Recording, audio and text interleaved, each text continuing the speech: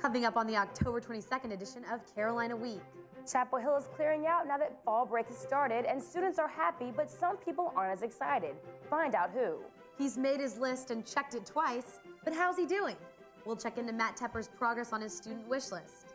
Some Chapel Hill residents are singing the blues. We'll let you listen in. All these stories and more. Carolina Week starts now.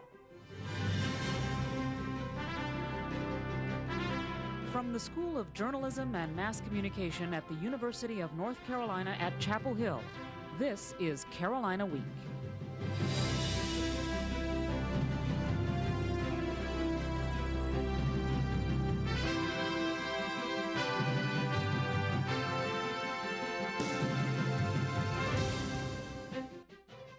Good evening, I'm Andrea McAfee. And I'm Courtney Robinson.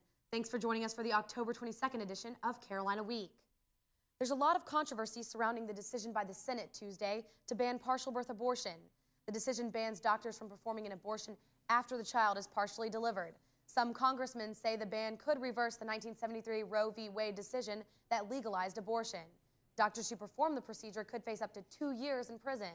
One advocate for women's rights says the ban doesn't allow women to make personal decisions. A pro-life advocate says this is a good first step toward the end of all abortions.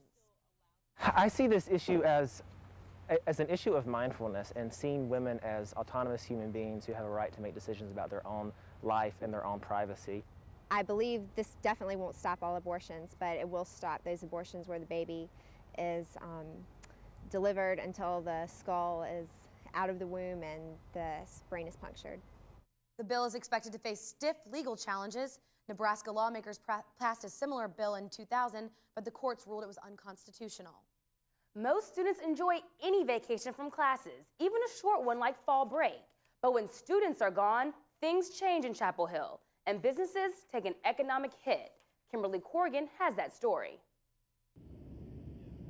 Although students are looking forward to a break from classes, shop owners on Franklin Street don't like the break in business.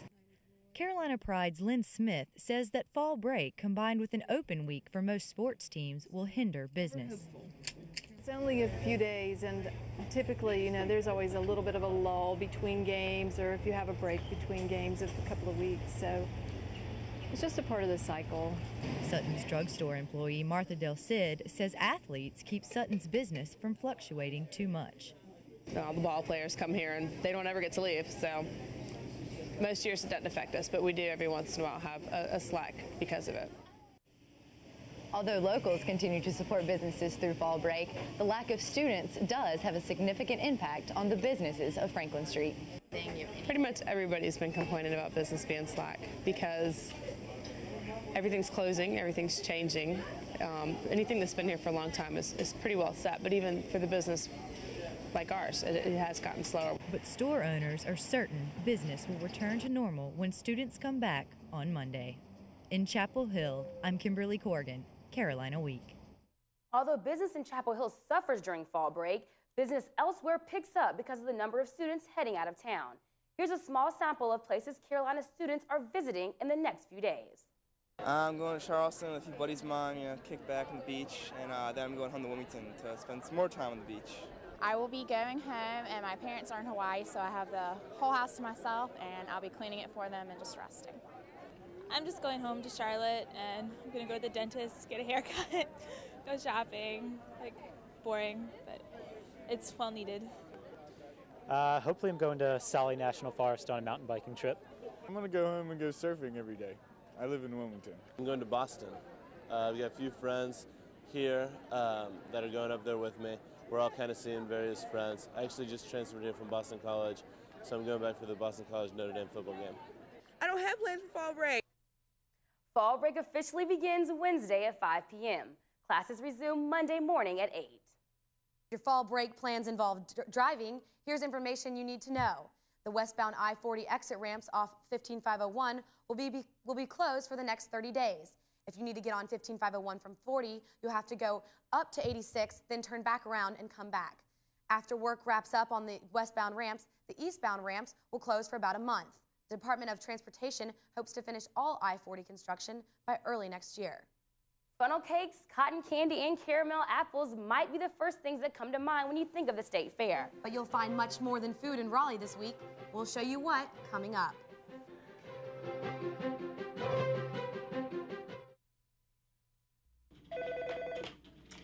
Women's Center, may I help you? The Women's Center is a nonprofit agency that has served as a meeting place for women in the Triangle since 1979, making it one of the oldest freestanding women's centers in the country.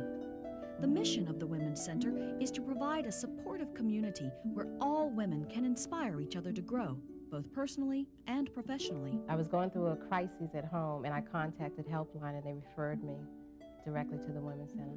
I think the Women's Center is really important for the community because it offers so many different kinds of resources, and if we don't have the resource here, we can find an avenue or a way for women to find the answers that they need.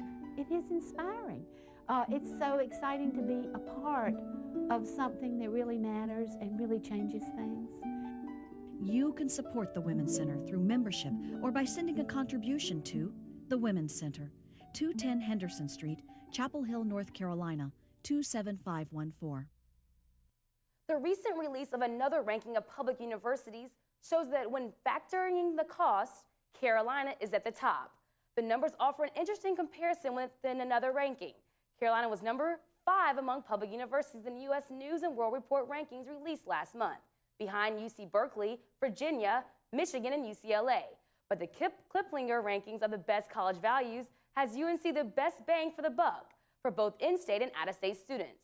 The other 4 highly ranked universities place anywhere from 2 to 37 when in-state costs are factored in, and 8 to 28 when considering out-of-state costs.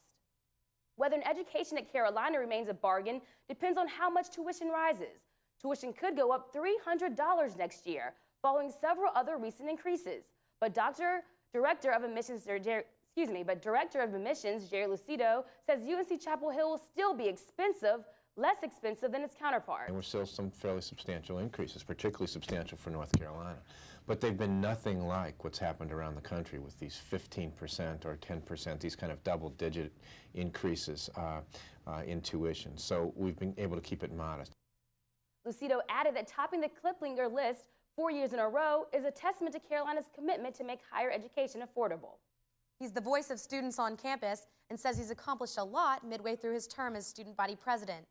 At the Student Congress meeting Tuesday night, Matt Tepper spoke to students about those accomplishments. His report included a list of achievements, among them the completion of the student wish list. Tepper says the recent voter registration drive was successful, with more than 2,500 students registering to vote. Tepper also says the hardest thing he's had to deal with this semester is the tuition task force and fee review. Tuition increases are, always kind of tough to swallow for students. But of all types of tuition increases, this is the best because it's going back to students and to our university instead of just going back to the state to help with this budget deficit. Tepper's next big project is hosting a town council candidates forum next Tuesday. The election is November 4th. Construction on campus isn't anything new, but it is strange to see the back of a building missing. Yet, that's exactly what you don't see walking past Memorial Hall. The building didn't meet new guidelines for handicap access, and its code wasn't up to date. To remodel the hall, workers are installing a new air conditioning system, widening the stage, and are planning to add a basement to the back. Because of extensive work behind the hall, managers say there won't be parking in the back when construction ends next October. Plans for the development of a satellite campus called Carolina North are underway. The university is preparing a draft plan that could be ready as early as November. The executive committee is currently evaluating reports from the Carolina North Advisory Group. The committee will use these plans to draw up a formal report early next year. Carolina North would be built on 1,000 acres along Airport Road. It would include areas for research, business, and housing. If you drive a little farther down Airport Road, you'll find a local musician who's overcome lots of obstacles to keep strumming to a different tune. Do the Chapel Hill boom, while the boogie woogie all night long. This is the rhythm of the blues here in Chapel Hill, and this is John D. Holman. Blues just a good person feeling bad. A hidden treasure in what was once a hotbed of blues music.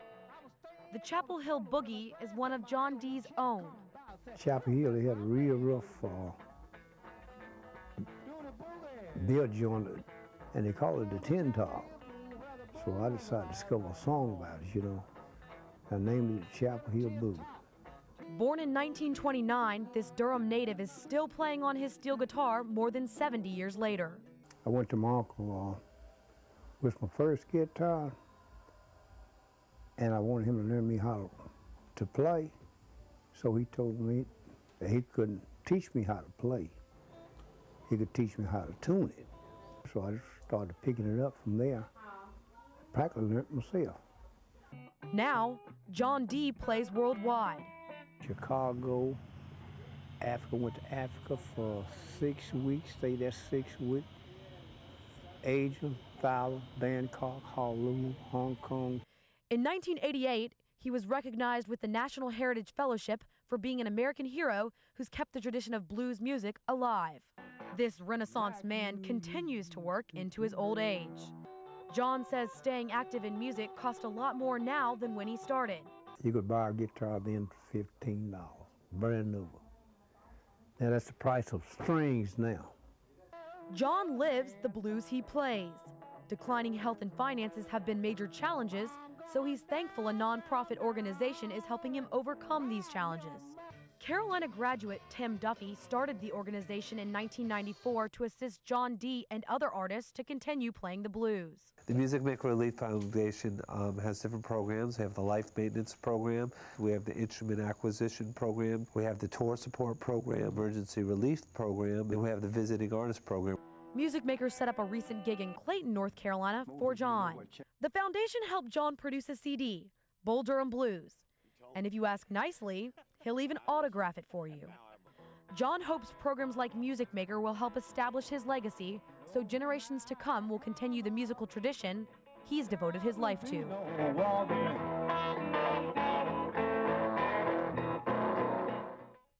Duffy says John D.'s legacy will continue and the blues will never die because it's a spiritual thing.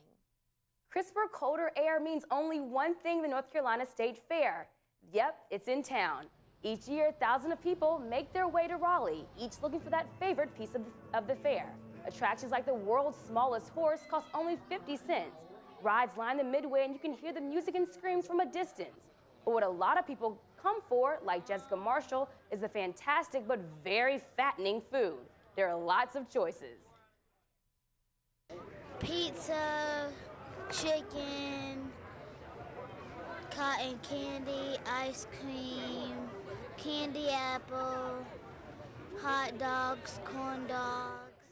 If you sample all the cuisine, it's a good idea to wait a few minutes before you decide to ride that giant Ferris wheel.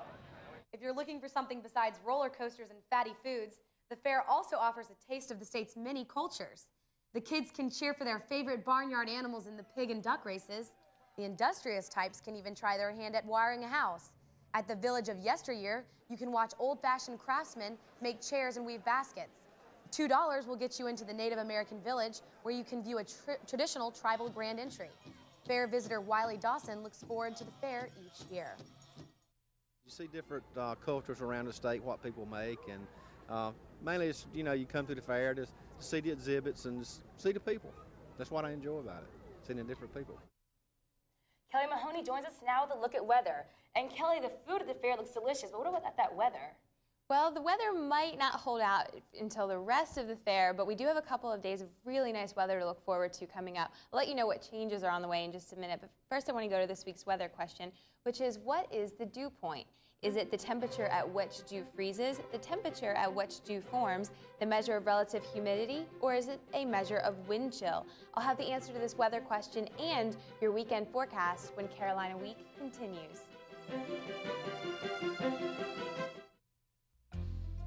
Let your knowledge grow at the North Carolina Botanical Garden.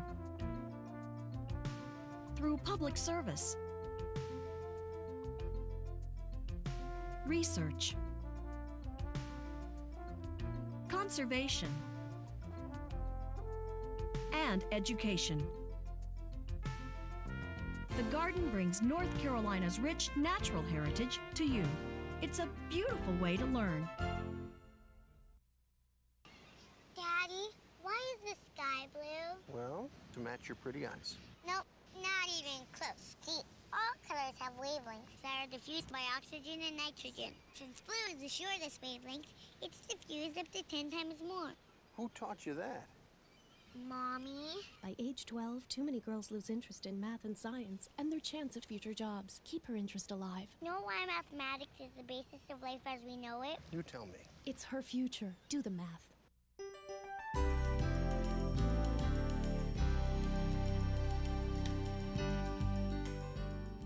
Hi, and welcome back to Carolina Week. Cooler and drier weather has resulted in more and more color in the trees around campus.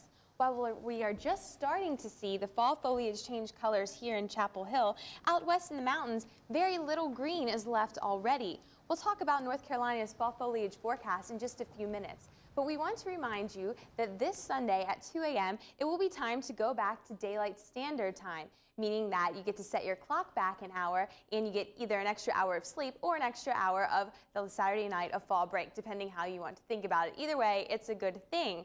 So don't forget to do that. Now, moving ahead to this week's weather, we'll start out by taking a look at the satellite map, and you can see not a whole lot to talk about here in the southeast. You can see the main feature is a band of clouds that is moving off of the coast. That was the cold front that came through the area Tuesday night into Wednesday, bringing with it not a whole lot of rain and not even that much cooler of temperatures. However, we do have a band of clouds showing a weak trough about to scoot through the area Thursday into Friday, and that will really reinforce the cooler and drier air. So we'll start to see the weather start to change as far as temperatures go Thursday into Friday. Now, we also want to take a look out west. You can see if we look in the Pacific Northwest right now, they're having a lot of problems with flooding. Now, this is important to us because as this system starts to make its way across the rest of the United States over the next couple of days into next week, that's going to be a major weather maker for us as we head into the beginning of next week. So we want to keep our attention toward that. However, if we take a look at the surface map, we can see that over the next couple of days, what's going to fill in behind this cold front is really just very strong high pressure. As that high pressure settles in, we're going to get winds out of the west, meaning it's going to stay mostly sunny and very dry over the next couple of days. Now also, once again, that major system is going to start descending across the Midwest, kind of starting to filter out some of that high pressure. And as we head into Sunday and Monday, we do start to see a chance of some disturbed weather. But like I said, we do have a great weekend to look forward to. So let's take a look at how this map shapes up your Carolina Week 4-day forecast. On Friday, we could wake up to the coolest temperatures that we've seen all year, depending how clear the skies get. We could bottom out actually around the freezing mark, but we'll say 36 to be a little bit optimistic. However, the highs on Friday, despite mostly sunny skies, will only scrape 62 degrees.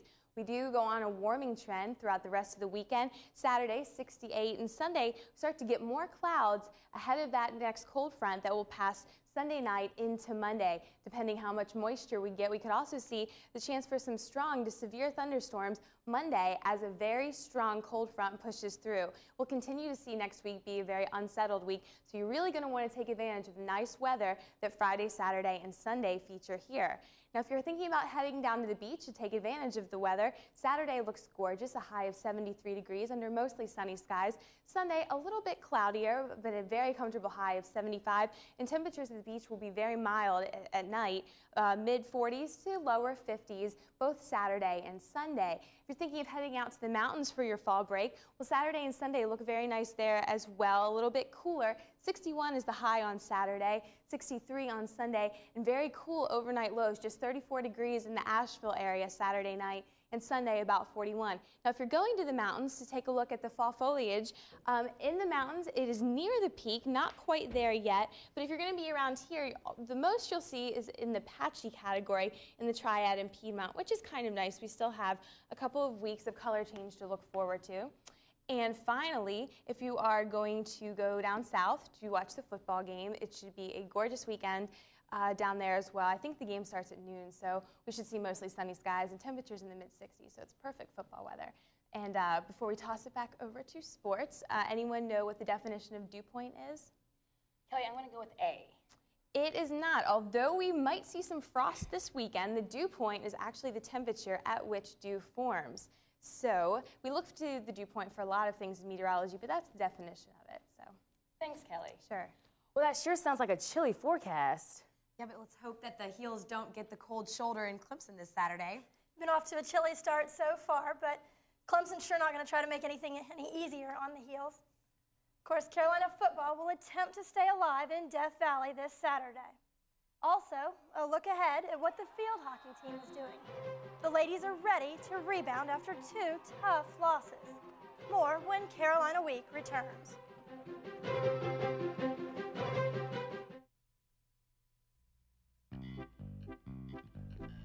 Hey, there are a lot of ways we can help our community. Spending our money in Orange County, whether it's filling up the car or shopping at local businesses, helps maintain our roads, improves our children's schools, and creates jobs. Spending your money locally helps us all in a big way. So remember, shop Orange first.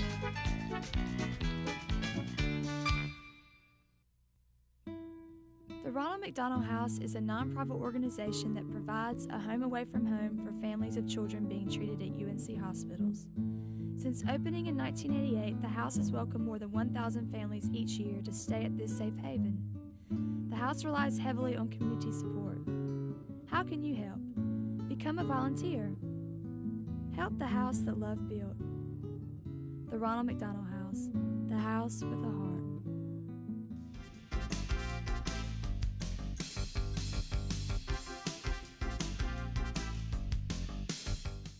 Welcome to Carolina Week Sports. I'm Amanda Yarusi, filling in for Luke Notestein. Following a thrilling 3-2 victory against Duke Friday night in front of 16,000 fans, the women's volleyball team hoped the Lucky Charms would work against the Fighting Irish of Notre Dame on Tuesday. Tar Heels come out strong against the 14th-ranked Irish and look to continue their momentum from Friday. Junior middle hitter Katie Wright is the emotional leader the entire night. She stares down her opponents. Nice kill, Katie. Fans seem to think so too, and they could feel the victory coming. But Notre Dame says, hold on a minute. We're not ranked 14 in the country for nothing. Irish go on to dominate the rest of the match and win it 3-1. Despite the loss, Coach Joe Segula had reasons to be pleased. I was excited about the level of volleyball tonight. Not the outcome, but the level of play, and I think that was encouraging for the future. This week in practice, the football Heels have one thing on their minds: victory. After last weekend's heartbreaking 33-31 loss at home to Arizona State, John Bunting's squad is looking to prove something in Death Valley. Alex Hurst has the story. Carolina is seeking its first ACC win of the season, but closes this year with 5 straight conference opponents. Coach John Bunting wants the Heels to be a strong team in the ACC and realizes the importance of these last 5 games. We want to win the ACC. We want to compete in the ACC. The ACC is going to only get better. It's going to be the best football conference in the country. So we need to make a mark. We need to have a great show over these next 5 weeks, and it starts with Clemson. Saturday's game will be South Carolina native Diane Durant's second career game against Clemson. But Durant is prepared to return to his home state and says he is excited to play in Death Valley. I'm going to be as hyped as I've been all year. You know, Death Valley is a place that anybody should get up to play at. But for me, you know, I'm kind of familiar with that place. You know, it's my home state, and it's just going to be a great experience for me. Senior offensive lineman Jeb Terry knows what the Heels need to do on the field, but understands the match in Death Valley will be a tough one to win. I just think we need to go in and play our own game and get ready for a fight, because I know coming off that loss, they're going to be ready to play, especially down at Death Valley. And, you know, it's going to be a game we're going to have to be really prepared for to be able to, you know, just fight them and try to pull out a win here. In order to have a chance in this Saturday's fight, the Heels need to keep their eyes on these Tigers. In Chapel Hill, I'm Alex Hurst, Carolina Week Sports. UNC plays the Tigers at noon on Saturday in Memorial Stadium in Clemson. The Heels play their final 4 games against Maryland, Wake Forest, Georgia Tech, and Duke. Rarely does a number 2 team lose 2 games in 2 days. After losses to Duke and Wake Forest this weekend, the Carolina field hockey team slips from number 2 to number 4 in the nation. But the Heels remain unfazed. Chris Cox has that story. In field hockey, like in all sports, scoring is vital, but defense wins games. The 2 losses this weekend were tough on the Heels' defense, but goalkeeper Katie Tron says this is good for the team. It's a good point in the season for us to step back and look at ourselves and see what we can improve and really work hard at practice so we can come out and beat Maryland next Saturday. But it's more than just beating number 3 Maryland. It's a drive for a title. And Coach Karen Shelton says she has the defensive leader she needs. Katie Tron's magnificent. I really think we're fortunate to have her in goal. You know, we were second in the country in team defense, you know, largely due to her play. So after 2 losses, the question arises, is this still a championship caliber team? Absolutely. There's not a doubt in my mind. After a 5-0 loss to Duke, there's still not a doubt in my mind. I have so much faith in this team. I love every single girl on the team, and I know they have the talent. I know we have the potential, and I know that we can go all the way. The Heels have 4 more games before the ACC tournament begins on November 6th. In Chapel Hill, I'm Chris Cox, Carolina Week Sports. Katie Tron had never given up more than 2 goals in a game before Duke scored 5 on her this past weekend. The Heels hope they can recover from these tough losses when they take on the Terps Saturday here in Chapel Hill. Carolina's 3rd-ranked men's soccer team faces Davidson Wednesday evening. The Tar Heels look to avenge last season's loss to the Wildcats. Unbeaten in their last 7 outings, the Heels aim for their first road win of the season at Davidson. A year ago, the Wildcats topped the Tar Heels 1-0 in Chapel Hill. Carolina hasn't lost at home since. UNC returns to action Saturday for an important ACC match at number 5 Wake Forest. Y'all know most students are, of course, on fall break. Volleyball team and the football team are down at Clemson, and field hockey's here at home. So hopefully you guys can go out and maybe check out one of those games. Unfortunately, I'm going to be out of town, but we definitely hope that some fans will be there because we need some help in cheering on those Heels. Definitely. They sure do. And Andrea, I hope that you're going to be costume shopping this weekend, looking for a costume to go trick-or-treating in. Definitely, Courtney, but you don't have to wait because if you want to see those ghosts, we can tell you where to see them on campus next. Okay, what about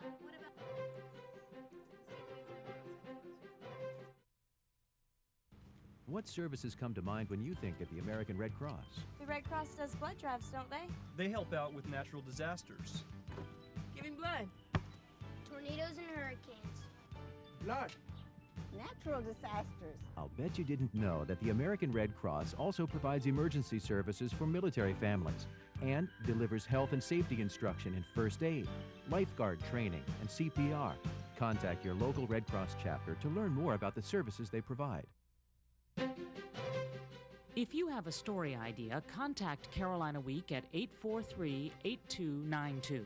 You can also visit us online at carolinaweek.org. If you have questions about this program, write Carolina Week at Campus Box 3365, UNCCH, Chapel Hill, North Carolina, 27599. Chapel Hill is known for the crowds that flood Franklin Street every Halloween night. But before that, you'll have a chance to head to campus and learn a little something too. Starting Friday and running until the 30th every night except Tuesday, Moorhead Planetarium will host a haunted learning event. You can see the ghosts of scientists from the past and travel to a future where robots rule the Earth. Student organizers are setting the stage for time travel, painting signs and transforming the planetarium's normal look. The event runs from 6 to 9 p.m. and costs $10 for the general public, $6 for planetarium members. Well, Courtney, I really have to check that out because I've never heard of anything like that before. I know, hopefully it's not as spooky as the haunted houses at the State Fair this weekend. Exactly. Well, that does it for this edition of Carolina Week. Thanks for joining us. We'll see you back here next week. Until then, have a safe and relaxing fall break. Good night.